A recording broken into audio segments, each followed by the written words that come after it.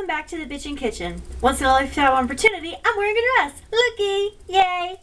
Now that we've got that out of the way, today we're going to talk about how to heat your home should you not have electricity or propane or any other heater typical to a backup plan. Now, you could make a bonfire if you're outside, but that won't work if you're in enclosed spaces or small accommodations. Or if you just not have a yard handy, or if you don't want others seeing your heat source to either protect from raiders or because it's bad weather outside. So if you have a small space too that you just want to heat, like maybe you don't use a room often in your house, so you keep it closed off and it's really chilly and it doesn't have its own heat, so you decide to use it as a guest room and your guest is freezing cold in the middle of the night, what do? Well, online, there are actually ways to make heaters out of clay pots. Now, some of them I can show you how to make relatively easy, but I want to show you one that I found at a secondhand shop. That would be this little beauty right here. If you look carefully, you can even see the candle on the inside. Right there. See that gleam? That is the candle. Now, on the edge, it actually has this little scene here. I don't know if you can see it very well. But it basically looks like a churchyard of some sort. Possibly some sort of priest's cottage or something. I don't know. It's supposed to be a secular scene anyway. I don't really mind. It doesn't affect me in any way. And it actually puts out a good amount of heat. So just having it burning for a couple of minutes actually warms up the area nicely. So if you need a little extra heat and you can find something sort of like this, buy it. Because this was only $4 at a secondhand shop, and it even came with a little candle. As you can see, it's a little two-part clay pot with a little clay saucer.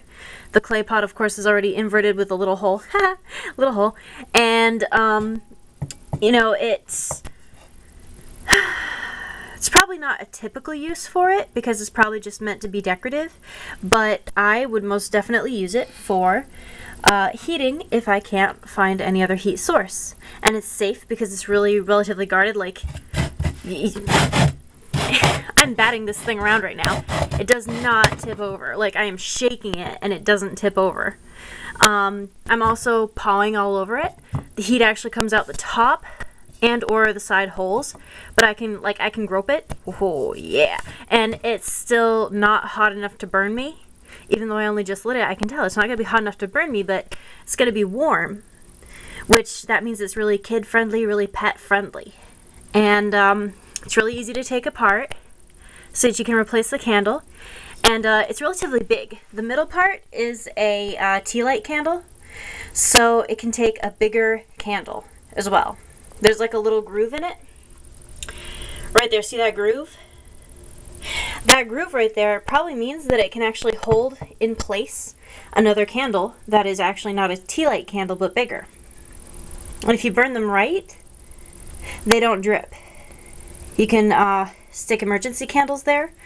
I have these really small Hanukkah candles, and what I do with those when I want to burn them is I melt them just a little bit. Camera, don't be a dupe. Okay. Try not to swear, so that's where that word comes from. These little tiny candles like that. And I melt the bottom of it with a lighter and then stick it somewhere and then light the top of it. You can do that with that. So yeah, it's a very friendly thing to have.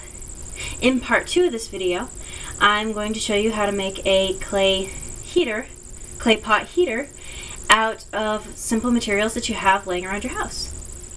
Yay! Hey everybody, part 2. This time I'm kneeling, but so I didn't have all of the materials needed.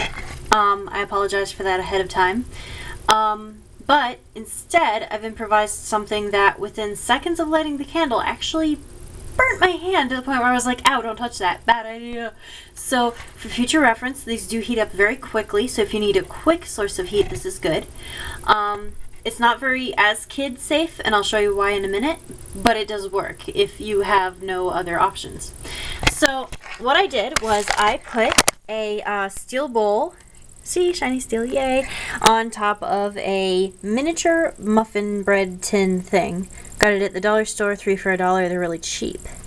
Now, these both act as heat sinks to capture some of the heat away from the candle, and, well, it works. There's enough airflow in it to actually sustain the candle, to not suffocate it, and it is, ow, quite warm. I just literally burnt my hand. Owie. See how red that is? Don't do that. It's a bad idea. So within seconds, I have actually managed to set up something that is like the flaming belly of hell. So should I try to put it out, might have a little bit of a problem there. I'll probably have to use pot holders. But point being, if you want a really fast source of heat, use metal. It may cool down quicker as well once the candle goes out, but if you keep the candle burning, pretty decent heat popping out of there. As for this, it's been lit for a few minutes now. Still relatively mild heat. Like, it only gets really hot if I like grab the top of it. The metal, however, is very, very hot right now. So, yeah. Use metal if you want quick heat. Don't use metal if you want it to be kid safe. But that's the basic idea. The metal bowl is actually supposed to be a clay pot. And that bread tin thing's supposed to be actually bigger and made of regular metal. But that's how that works. Both of these will heat up nicely and project heat.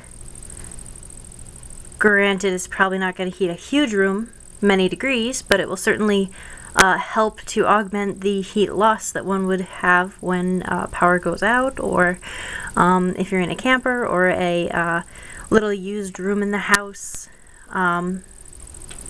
Whatever circumstances where the heat is not to your liking. And that is the basics behind a homemade heater like that. So let me know what you think. Let me know if you want more posts like this, and I'll try my best. Till next time.